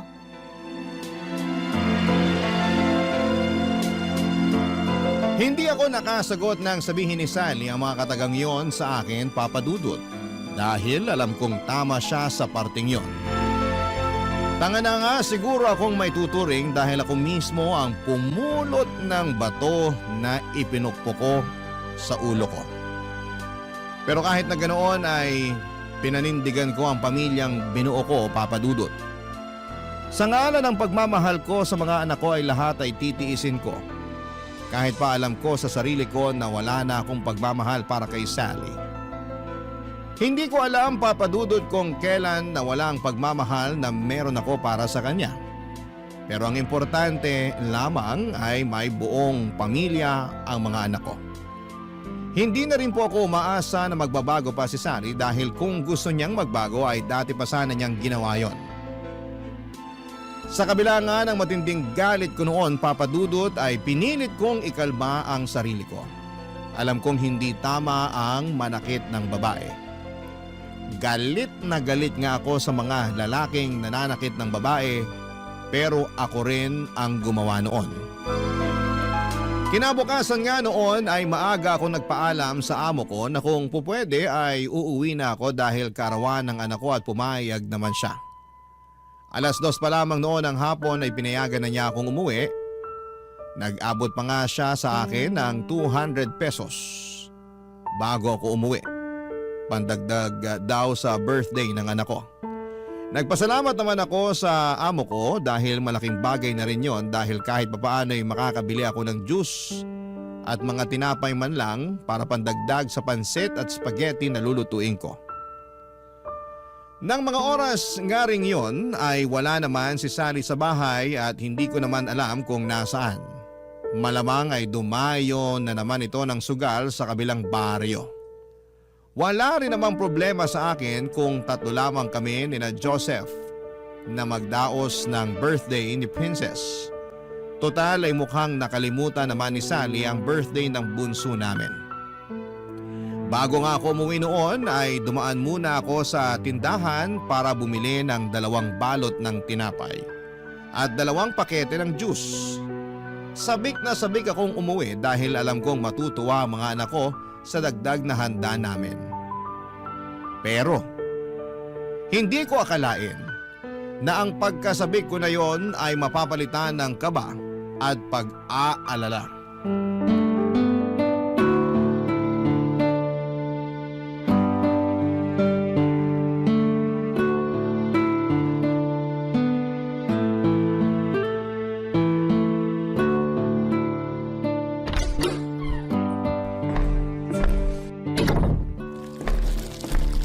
Tay, mano po? Kaawaan ka ng Diyos, anak. Gutom na po ba kayo? Nagsasaing pa lang po ako eh. Hindi pa. Kumain naman ako sa trabaho. Anong oras na? Hindi pa ba kayo kumakain ng tanghalian? Hindi pa nga po eh. Kauwi ko lang din po. Wala rin pong sinaing pagdating ko. Anong oras na? Wala ka bang pasok ng hapon? Wala po tay. May meeting po mga teacher. Ah, ganun ba? May ulam na ba kayo? 30 pesos na lang tong pera ko eh. Ano kayang mabibili nito? Eh di kahit ano na lang po. Chicharon po o kaya itlog po na lang ulit. Eh mantika, meron pa ba? Wala na po eh. Ay, lagayin na lang natin yung itlog. Sakto na kasi tong pera ko para sa 3 itlog eh. Tira na nga lang yan sa 200 na binigay ng boss ko para may pandagdag sa birthday ni Princess. Talaga po? Oo anak, kaya bumili ako ng juice sa tinapay. Wow! Ang dami po palang handa ni Princess! Oo anak, kaya magpakabusog kayo mamaya pagkatapos ko magluto. Pero bumili ka na muna ng itlog para makakain na kayo. Mamaya na lang kayo bumawi ng kain. Sige po! Ay, teka, may mantika nga pala doon sa mga pinamili ko kahapon. Bawasan na lang natin yun, pamprito ng itlog. Okay na po yung nilagang itlog, tay. Sigurado ka?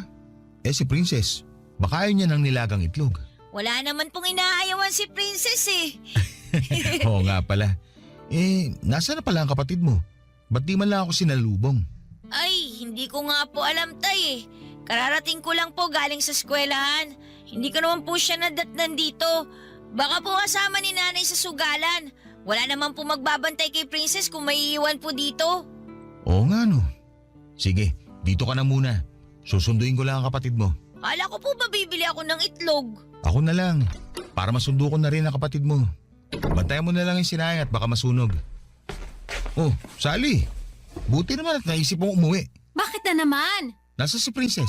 Nandun sa kwarto natin natutulog. Sabi ni Joseph, wala naman daw sa kwarto. Tiningnan mo na ba? Iniwan ko nga lang siya sa kwarto. Sabi nga ng anak mo, wala siya doon. Imposibleng wala dun si Princess. Eh mahimbing nga ang tulog. Iniwan ko dun. Anong oras ka ba umalis ng bahay kanina? Iniwan mo talaga ang anak mo mag-isa sa kwarto para makapagsugal ka? Lintik naman oh! Paulit-ulit ka na lang eh. Alaki masyado ng problema mo. Oo na, titignan ko na sa kwarto. Pero tay, tiningnan ko na si Princess sa kwarto kanina eh. Wala po siya doon. Eh sabi nitong nanay mo, iniwan niya daw natutulog sa kwarto eh. Ha? Eh kahit tingnan natin ulit ngayon tay, wala po talaga siya ron. Ano?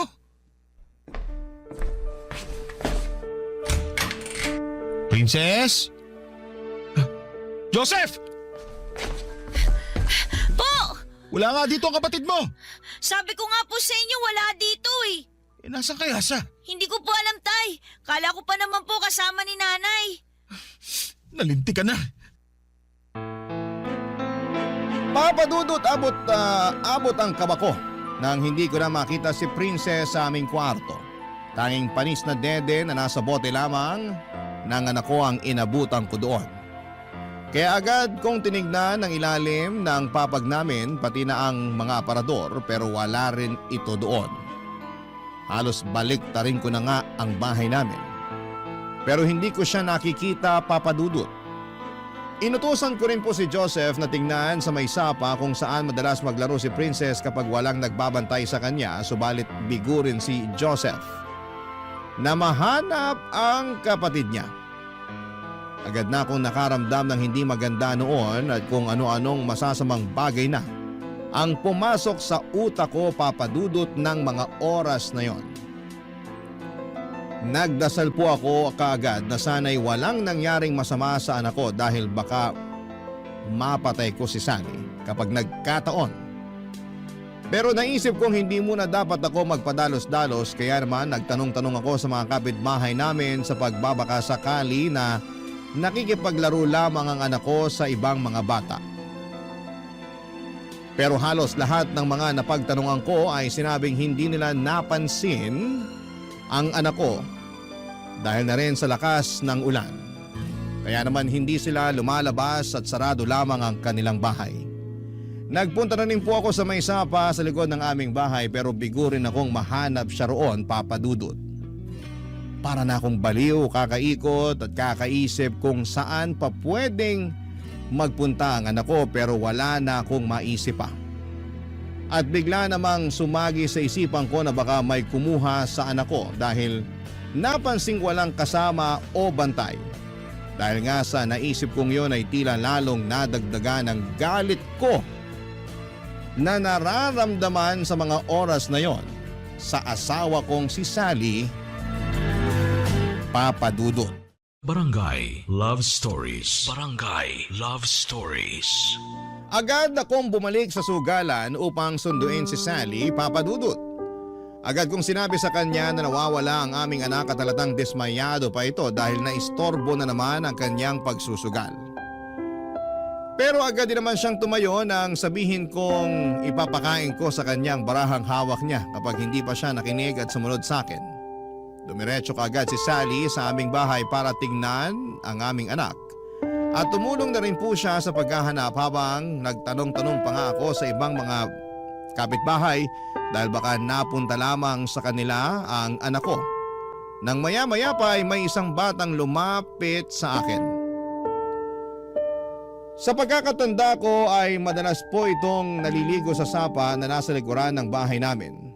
Sinabing nakita nga raw niya ang anak ko pero kanina pa raw yon habang naliligo raw siya sa sapa. Ang akala naman daw niya ay may kasama ito kaya iniwan niya ito doon pagkatapos niyang maligo. Dagdag pa nito ay nakaupo lamang umano ito sa gilid at may dalang sandok na ipinambubungkal nito sa lupa. Nang marinig ko ang mga sinabi ng bata ay para akong binuhusan ng malamig na tubig sa buong katawan ko. Dahil naalala ko na mahaba nga pala ang sapang yon at may harang na kahoy sa bandang dulo para maharang ang mga basura na itinapon ng mga pasaway na residente at wala nga akong inaksayang oras. Agad akong kumuha ng flashlight sa bahay dahil inabot na kami ng dilim sa paghahanap sa anak ko. Agad akong nagpunta sa dulo ng sapa at gamit ang aking flashlight ay pilit kong inaninag ang kapaligiran. Pero hindi ko na makita ang bakas ng anak ko. Hindi pa nakakatulong ang malakas na pag-ulan noon. Papa Dudut, sobrang nanginginig ang mga kamay ko at hindi dahil sa lamig ng ulan kundi dahil sa takot na baka may nangyari ng masama sa anak ko. Habang papalapit nga ako sa dulo ay siya namang pagbigat ng mga paa ko na tila nagsasabing huwag na akong tumuloy. Pero tumuloy pa rin ako. At doon naaninag ko ang isang tila malaking manika na nakataob sa tubig at nakalutang habang sumasabay lamang sa alon ng tubig kasama ng ilang mga plastik na naglalaman ng mga basura, Papa Dudut. Halos mapugto ang aking hininga at bigla na lang ding tumulo ang mga luha ko nang hindi ko namamalayan.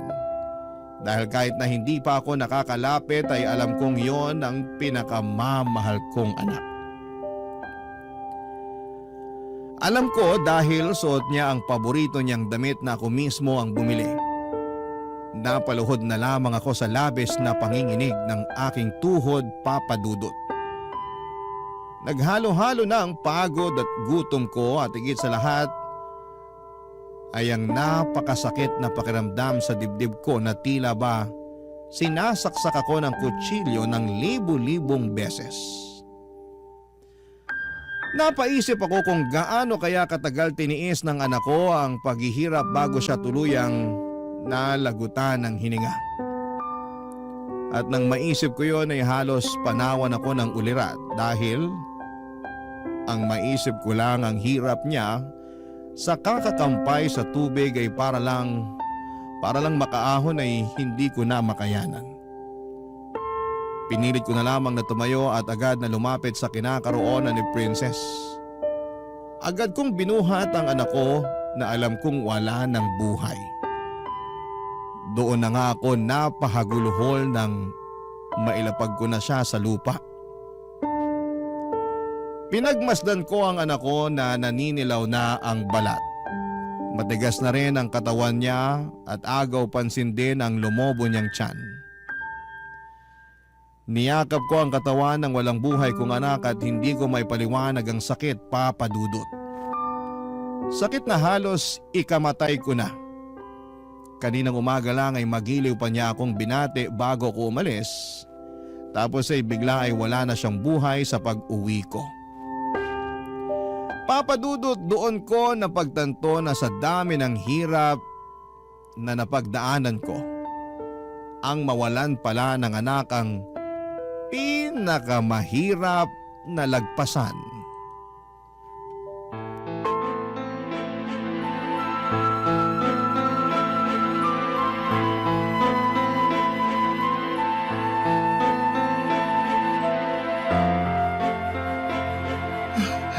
Princess! Anak ko! Princess! Kawawa ko, anak. Diyos ko po! Bakit ang anak ko pa? Arman! Nakita niyo na ba si Princess? Dito rin nakita kanina nung bata. Diyos ko po, Princess! Princess, anak! Nandito na si tatay! Gising na, anak ko! Nandito na ang tatay!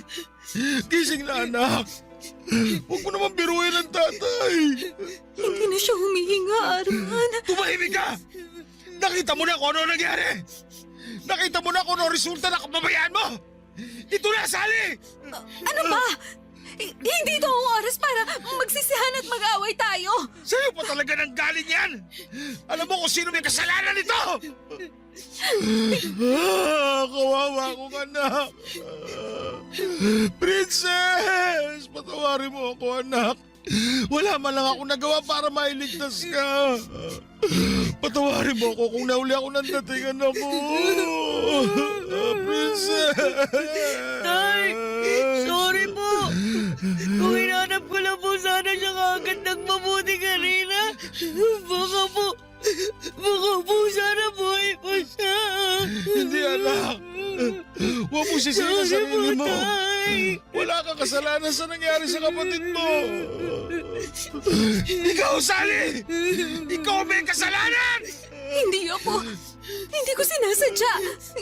Hindi ko naman alam na mangyayari to eh. Wala akong kasalanan.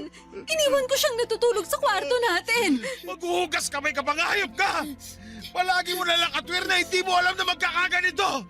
Na hindi mo alam na magkakaganyan! Ikaw dapat na nagbabantay sa mga bata habang wala ako! Mag-aalaga na lang sa kanila ang gagawin mo pero hindi mo pa magawa! Wala kayo natupag kundi magsugal! Lustayin ang pera pinagpagulang ko! Wala kang kwentang tao!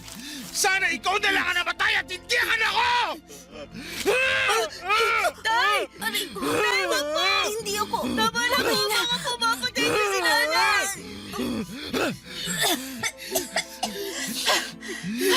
Walang hiya ka, Arman. Papatay mo talaga ako? Oo! Mabigyan ko man lang ng katarungan ng pagkamatay ni Princess! Patawarin nawa ako ng Diyos! Pero gusto ko talunurin ngayon hanggang sa malagutan ka ng hininga! Nasisiraan ka na ba? Hindi ko gusto na mangyari sa anak natin to. Kaya wag mo akong sisihin. Hindi mo ginusto! Grabe yung kakapalan ng mukha mong babae ka! Kung hindi dahil sa kapabayaan mo, hindi mangyayari sa kanya to! Naturingan kang ina pero hindi ka nagpakita sa mga anak natin! Mas importante pa sa iyo ang bisyo mo! Hindi ka na nga nakakatulong sa akin! Hindi mo pa magampanan ng maayos sa pagiging nanay mo! Hindi ikaw na ang perpektong ama. Ako na ang walang kwentang ina. Pero wag mo isisi sa akin lahat. Dahil hindi mo naman kami nabigyan ng magandang buhay. Oo, nagtatrabaho ka. Pero wag mong ipagmalaki sa akin yon. Kasi pag-uuling lang naman ang trabaho mo. Wala ka na talaga sa katwiran! Hindi ko alam kung nasa katinuan ka pa ba! Nakuha mo ba talagang sumbatan ako sa kabila ng lahat? Ibang klase ka! Totoo naman, di ba? Nay, tama na! Totoo naman po sinabi ni tatay eh. Kahit kailan, hindi niyo naman kami binigyan ng atensyon ni Princess. Parang hindi niyo kami anak. Isa ka pa! Marunong ka nang sumagot ah! Bakit hindi mo man lang hinanap agad yung kapatid mo? Huwag mo sisihin si Joseph! Subukan mo lang din sasaktan! Tutuluyan na talaga kita. Ikaw na nga may kasalanan. Ikaw ba may ganang umasta ng ganyan? Isisisi mo pa kay Joseph ang kababayan mo? Samantalang ikaw ang ina. Makasarili ka. Wala kang kwentang ina. Ikaw pumatay sa anak ko! Hindi! Hindi totoo yan! Wala akong kasalanan! Hindi ako pumatay sa kanya! Iniwan ko siya natutulog sa kwarto! Wala akong kasalanan! Wala! Hindi ko alam na pupunta siya rito! Usigit ka sana ng konsensya mo sa nangyari sa anak ko habang nabubuhay ka! Wala akong kasalanan! Tay, ano po gagawin natin ngayon? Saan po natin dadalhin si Princess? Sa morgue na natin siya dadalhin, anak. Pero, tay, wala po tayong pera. Baka po, hindi po nila tayo tanggapin doon. Bahala na, anak. Gagawa ko na lang ng paraan. Dali mo na itong flashlight. Ilawan mong dadaanan natin at bubuhatin ko ang kapatid mo. Paano po si nanay? Ayos lang po ba na iwan natin siya dito? Para naman po kasi nababaliw na si nanay eh. Pabayaan mo ang nanay mo. Matagal na naman siyang ganyan. Ang mas importante sa akin ngayon, madala na natin si Princess sa morgue. Opo. Anak.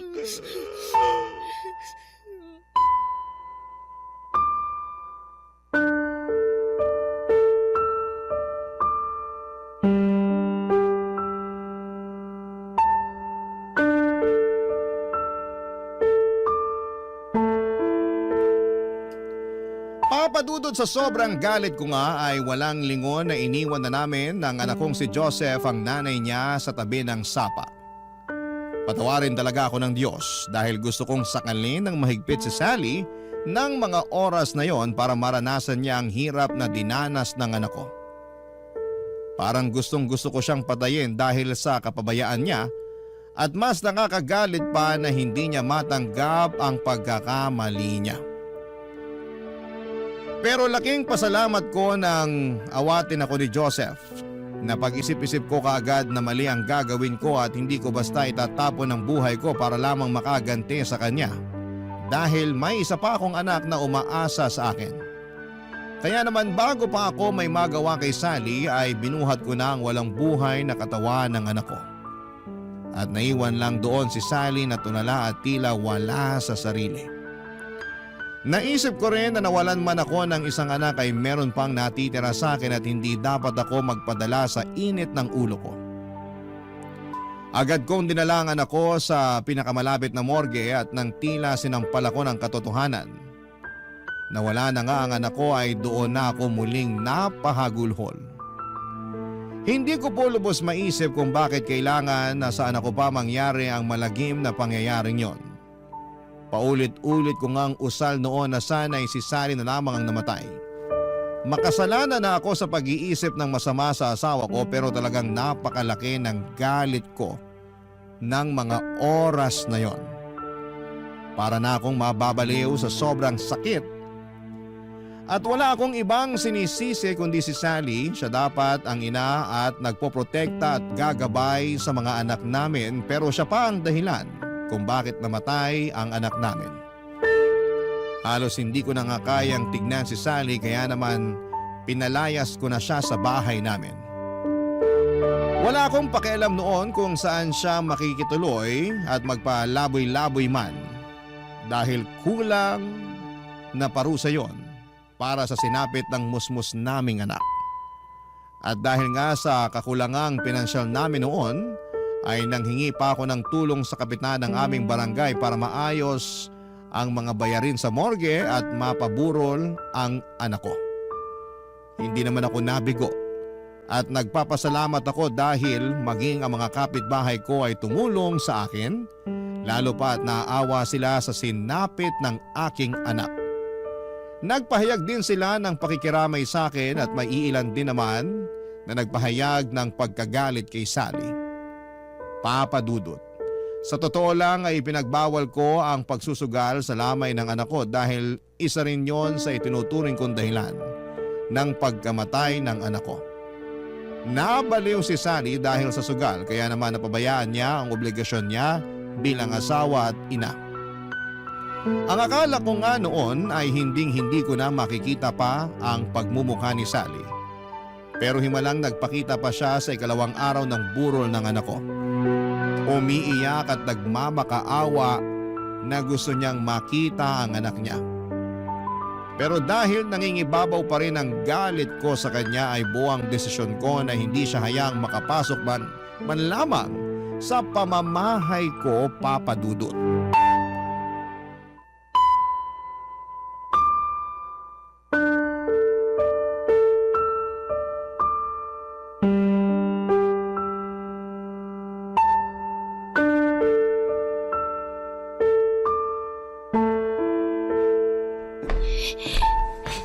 Tay, nasa labas po si nanay. Ano? Lakas pa talaga siya ng loob magpunta rito? Dito ka muna. Lalabas ako. Magtimpla ka muna ng kape para sa mga bisita. Tsaka bigyan mo rin sila ng tinapay. Sige po. Arman, Ba't ka pa nagpunta rito? Ang kapal talaga ng mukha mo, no? Huhulaan ko. Gusto mo magsugal? Pues makakaalis ka na dahil walang sugal dito.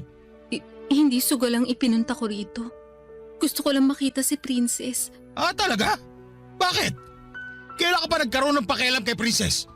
Pinabayaan mo nga mamatay, hindi ba? Hindi totoo yan. Ano ko rin naman siya, Arman. Kaya ako Anak? Hibang ka ba? Saan mo kinukuha yung kakapalan ng mukha mong tawaging anak si Princess sa kabila na nangyari? Ha? Oo! Ikaw ang nagluwal sa mga bata, pero mas masahol ko pa sa ibang tao. Yung mga hayop ka kapag nawawala ang anak nila, hinahanap kagad nila. Pero ikaw, parang wala kang anak kung umasta. Ang sarap na ng buhay mo eh! Kain, tulog, sugal, yun lang! Oo, pabaya kong ina. Pero sa tingin mo ba ginusto ko yung nangyari sa kanya? Nasasaktan din ako, Arman. Masakit sa akin yung nangyari sa kanya. Masakit? Huwag na tayo magplastikan dito, Sally. Alam nating parehong hindi ka pabor na nagkaanak ulit tayo. Kaya huwag mo akong paandaran ng mga kasinungalingan mo. Ang kapal mo. Pinipilit mo pa rin talagang pagtakpan ang kapabayaan mo. Kahit pabaya kong ina, hindi ko naman ginusto na mawala ng anak. Hindi ako ganun kasamang tao. Oo, nasabi kong hindi ko ginusto ng isa pang anak. Pero hindi ako ganun kasama para hilingin kong mawala na siya. Kahit ano pang sabihin mo, hindi mo mababago ang katotohanan ng namatay ang anak natin dahil hindi mo nagampanan ang responsibilidad mo. Kung sana binantayan mo siya na mabuti, hindi sana mangyayari to. Kaso hindi. Mas importante pa sa'yo ang pagsusugal mo. Wala kang karapatang tawaging ina. Alam mo, sana talaga ikaw na lang ang namatay. Sumusobra ka na, Arman. Ikaw sumusobra. Sobra ka na sa kakapalan. Gusto kong magsisi na ikaw na pangasawa ko. Pero mga anak ko na lang iniisip ko. Kung meron man akong pagsisisi, yun ay ang hindi ko sila kagad dailayo sa'yo. Sana hindi ito nangyari. Pero huli na ang lahat. Nangyari na nangyari. Pero hindi kita hahayaang makita si Princess dahil wala kang karapatan. Hindi mo ako pwedeng tanggalan ng karapatan. Wala kang karapatan na pagbawalan ako makita ang sarili kong anak sa lamay niya. Sino ka ba sa akala mo? Tatay ka lang nila pero hindi kita legal na asawa. Sino sa tingin mo mas may karapatang sa ating dalawa, ha? Wala ka na talagang natitirang kahihiyan sa pagkatao mo, no? Nasasabi mo pa talaga yan sa kabila ng pagiging pabaya mong ina? Wala kang karapatang magkaroon ng anak at lalong wala kang karapatang maging ina. Sabihin mo na lahat ng gusto mong sabihin. Pero hindi mo ako pwedeng pagbawalang makita ang anak ko. Ah, ganon? Aray! Arman, ano ba? Nasasaktan ako! Bitiwan mo ang braso ko! Hindi kita papayagang makalapit kay Princess at kay Joseph. Umalis ka na rito! Hindi ka nila kailangan! Bitiwan mo, sabi! Hindi mo ako pwedeng pagbawalan sa lamay ng sarili kong anak. Ikaw ang walang karapatan sa kanila. Pues, gagawa ako ng paraan para mapunta sa akin ang kustodiya ng mga bata. At sinasabi ko sa'yo, matakot ka na. May mabigat ako ebidensya laban sa'yo. Sino sa tingin mo papanigan ng batas sa ating dalawa? May pabatas-batas ka pang nalalaman? Ano bang alam mo sa batas? Wala kang pinag-aralan? Wala nga akong pinag-aralan pero lumapit na ako sa barangay at tutulungan nila ako makahanap ng abogado. Kaya umalis ka na rito bago pa kita kalad ka rin paalis. Hindi pa ako tapos sa'yo. Babalik ako rito para kunin si Joseph. Tama na, Nay! Hindi ako sasama sa inyo. Ano po bang silbi na makuha niyo ako? Pababayaan niyo lang din naman po ako eh. Kahit naman kailan hindi niyo po pinaramdam sa amin ni Princess na may nanay kami. Si tatay lang naman po nagmamahal sa amin eh. Wala kang ibang inatupag kundi sugal. Kaya po namatay si Princess. Sana hindi na lang ikaw ang naging nanay namin. Wala kang utang na loob. Wala ka sa mundong to kung hindi dahil sa akin. Ako ang nagluwal sa'yo. Tama na! Umalis ka na rito, Sally! Hindi utang na loob ni Joseph sa'yo ang kahit ano! Lumayas ka! Aray! Oo na, aalis ako. Hindi mo ako kailangang itulak. Pero babalik ako. Tandaan mo yan. Ayos ka lang, anak. Ayoko po sumama kay nanay. Dito lang po ako sa inyo, tay. Huwag ka mag-alala, anak. Hindi ako papayag na makuha ka sa akin ng nanay mo. Wala na rin nagawa si Sally, Papa Dudut. Hindi na rin siya nagpumilit na pumasok pa sa loob para makita si Princess, lalo pat alam niyang hindi niya talaga ako matitinag sa pag-iyak-iyak niya. Hindi po ako nakaramdam ng awa sa kanya ng mga oras na yon. Dahil para sa akin, ang isang bayaning ina na katulad niya ay walang karapatan na makalapit sa mga anak namin. Hindi rin po ako nagpasindak sa pagbabanta niyang yon dahil alam ko na mas may laban ako kung sakaling ipilit niyang makuha sa akin ang anak namin. Kung kinakailangan nga na humingi ako ng tulong sa mga social worker o abogado ay gagawin ko para lamang matanggalan siya ng karapatan sa anak namin. Sa isip ko, Papa Dudut, ay hindi naman siguro importante kung wala akong pinag-aralan basta't kaya kong alagaan at buhayin ang anak ko ay sapat na. Papa Dudut, maayos ngang nailibing ang anak ko at marami rin ang nakipaglibing at halos lahat ay naawa sa sinapit ng aking anak. At naawa din sa akin. Ika nga nila sa kabila ng pagtataguyod ko sa aking pamilya, ay sadya raw talagang hindi nawawala ang lason sa pamilya na tuluyang sisira sa aming pagsasama. Matapos ngang mailibing ang aking anak, ay bumalik ako sa pagtatrabaho at mas pinagbuti ko pa para sa aming dalawa ni Joseph. Madalas nga kapag walang pasok sa eskwela, ay sinasamahan niya ako sa trabaho ko sa ulingan at tumutulong sa akin para hindi raw ako masyadong mahirapan sa pagtatrabaho. Kahit ayaw ko naman siyang payagan sa pagtulong sa akin ay mapilit talaga siya. Mas gusto ko sana na mas pagtuunan niya ng atensyon ang kanyang pag-aaral pero nais niya raw na makatulong sa akin kahit sa ganong paraan. Makalipas nga ang halos ilang buwan ay nagbalik si Sally pero may kasama itong mga social workers para kunin si Joseph. Nagtalo pa kami ni Sally ng araw na yon hanggang sa nalaman nga ng social workers ang nangyari sa aming bunsong anak at kung gaano ito kaadik sa pagsusugal na umabot na nga sa puntong napabayaan nito ang mga anak namin. Nagkaroon nga kami ng usapan sa barangay kung saan ay tinulungan nila akong mag-file ng petition for custody para sa anak kong si Joseph. Dahil hindi rin naman daw basta-basta mapupunta sa akin ang bata ng walang batas na mamamagitan. Tinulungan nila akong kumuha ng public service sa isang pampublikong abogado. Bilang wala akong kakayahan na magbayad at gumastos para sa pag-file ng petition. At nang mag-trial nga ay napatunayan na walang kakayahan si Sally para alagaan at ibigay ang pangangailangan ni Joseph. At dahil wala na ring pamilya si Sally na maaaring maging guardian ng anak ko, ay napagpasyahan ng korte na ibigay sa akin ang kustodiya ng aking anak. Laking pasalamat ko nga sa lahat ng tumulong sa akin dahil nawala na ako ng isang anak at hindi ko nakakayanin pa kung pati si Joseph ay malalayo sa akin. Sa ngayon, Papa Dudut, ay masaya na kaming namumuhay ng anak kong si Joseph na kasalukuyang nag-aaral sa high school at isang taon na lamang ay graduate na. Mas lalo pa akong nagsusumikap para sa pagpasok niya sa kolehiyo. Hinding-hindi ko hahayaan na hindi siya makapagtatapos ng pag-aaral. Lahat po ay gagawin ko para sa ikagaganda ng kinabukasan niya kahit pa maghirap at magpakapagod ako. At sa tulong naman ng aming kapitan ay nagkaroon ako ng trabaho sa barangay kung saan ay isa akong janitor.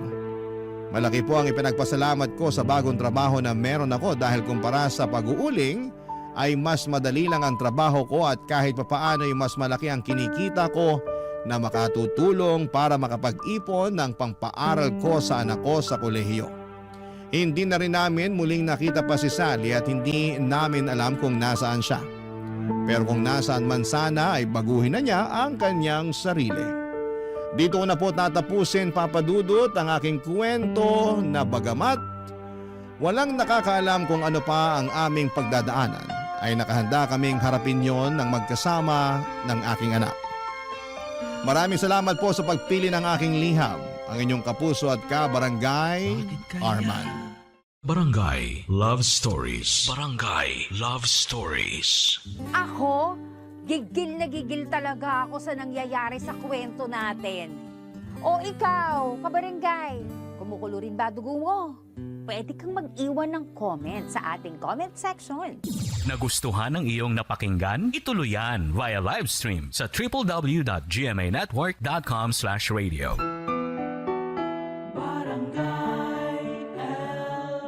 In Mega Manila, 97.1.